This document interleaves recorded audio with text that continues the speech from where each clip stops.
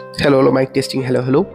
पिछले एपिसोड में हम दिल्ली एनसीआर की भीड़ भाड़ से निकलकर पहाड़ों की गोद में आ चुके थे और अब घर से निकले 6 घंटे से भी अधिक समय हो चुका था।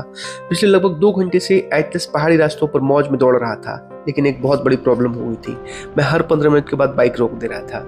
कभी कोई पुराना पुल दिख जाता, कभी पहाड़, कभी मंदिर, कभी बादलों के बीच से झांकता सूरज और फिर ये सनसेट। ओए होए होए, क्या ही नज़ारा था।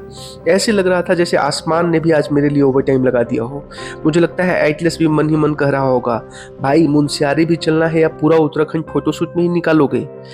बाइक राइड की सबसे बड़ी लग्जरी यही है, जहां दिल कहे वहीं ब्रेक लगा दो। किसी से कोई परमिशन की जरूरत नहीं, किसी टाइम टेबल की मजबूरी नहीं। कुछ लम्हे होते ही इसलिए हैं ताकि उन्हें जिया जा सके, ना कि सिर्फ क्रॉस किया जा सके। मैं ट्रैवल करते वक्त कब पहुंचना है, कितनी देर लगेगी, इन सब का हिसाब कभी रखता ही नहीं। मैं बस इतना देखता हूँ कि जो पल मेरे सामने खड़ा है कहीं वो मंजिल के इंतजार में ही ना निकल जाए। शाम अब पूरी तरह ढल चुकी थी और पेट ने भी अपना अटेंडेंस लगा दिया था, तो एक मोमो पॉइंट दिखा और सोचा चलो पहाड़ों में पहाड़ी मोमोज का भी स्वाद ले लेते हैं। सच बताऊं, लाजवाब तो नहीं थे पर इतने बुरे भी नहीं थे कि एटलस को खिला देता।